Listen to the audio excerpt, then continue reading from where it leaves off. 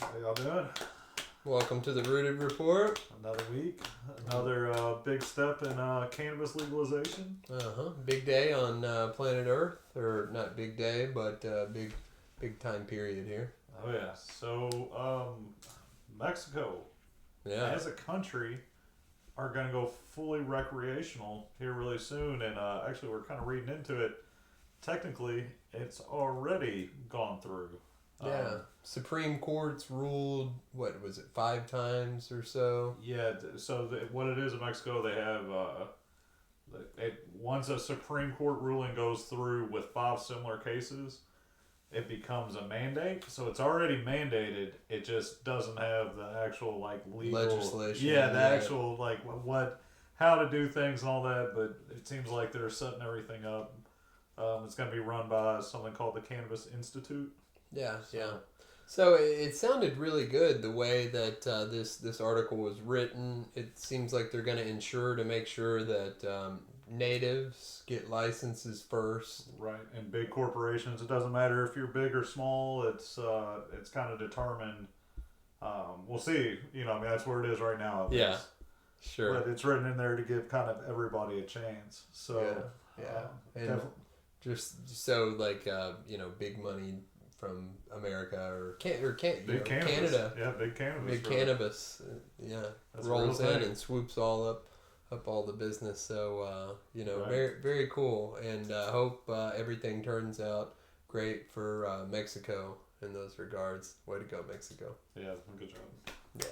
So hopefully Hats next off to you. week will be the slow clap for the USDA finally coming out and announcing what their ruling is on hemp and the whole industry and the way they're doing the testing for THC, because that's state to state. It's a little bit different. Like in Kentucky, THCA is still considered part of THC in the testing, where other states it's just the active THC that's in there. So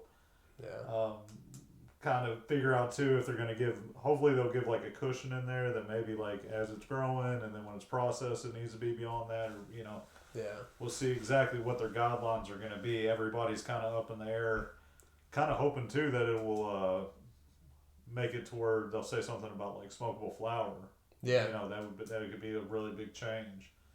That would be great if there could be just an umbrella for all the states there, just to clarify it, because it's so different state to state. Right. Tennessee, it's all good. Indiana, the judge just said it's unconstitutional to not be able to sell the flower. Right.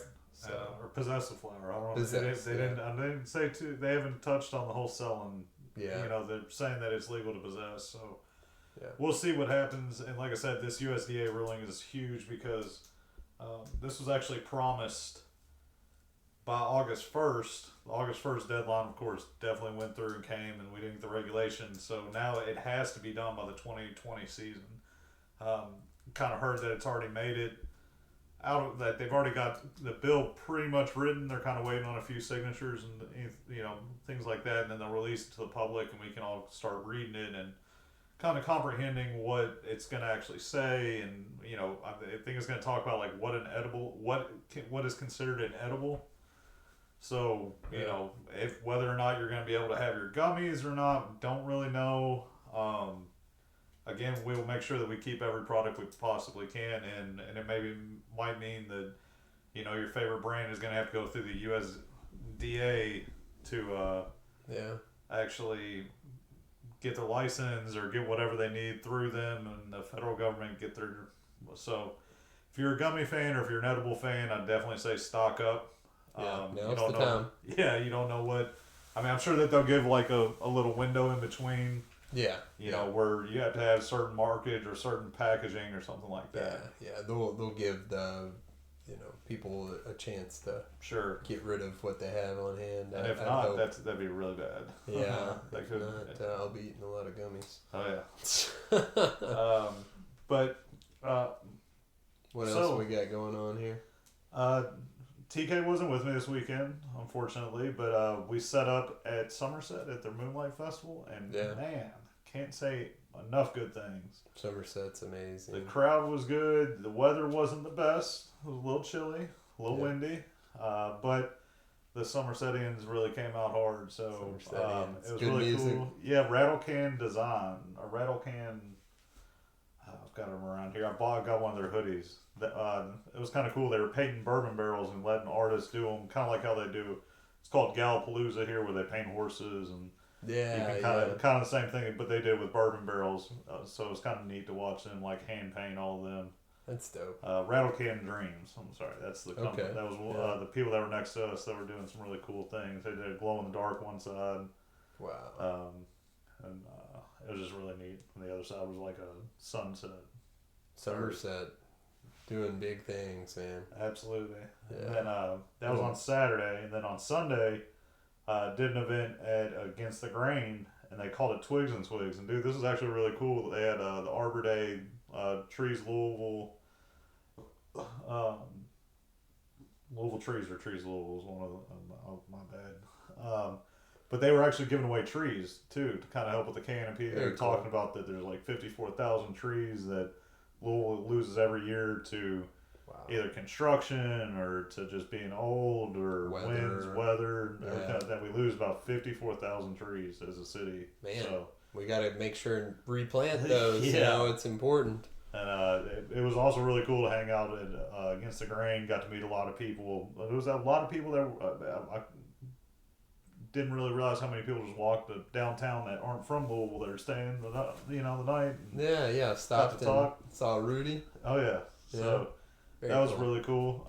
Definitely want to say thanks to Somerset and Against the Grain. Both days were awesome. A whole lot of fun. But as far as what we have coming up, though, good transition. See, we're rolling today. Yeah.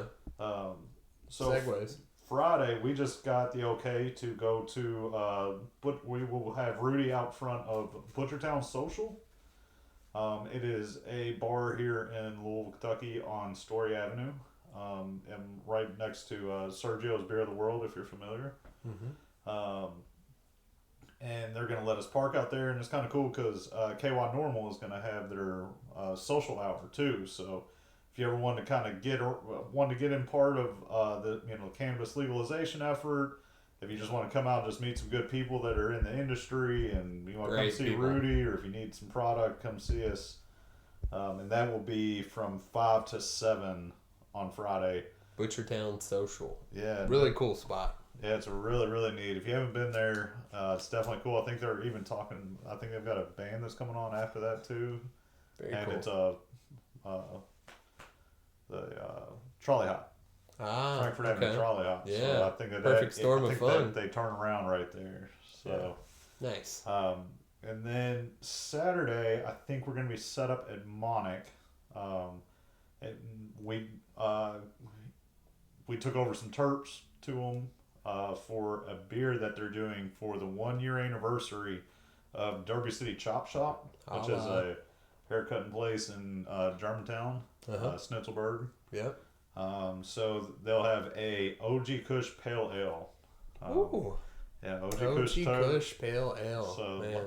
And I think that this is, or the Friday night is the opening of Louisville Beer Week, and we're proud sponsors of. We got some friends that are running all of everything. Yeah, that's kind of cool. Do a very good job too. Shout out Boy Meets Wart. Yeah, killing it. And then David Slattery with so, crushing it. Absolutely.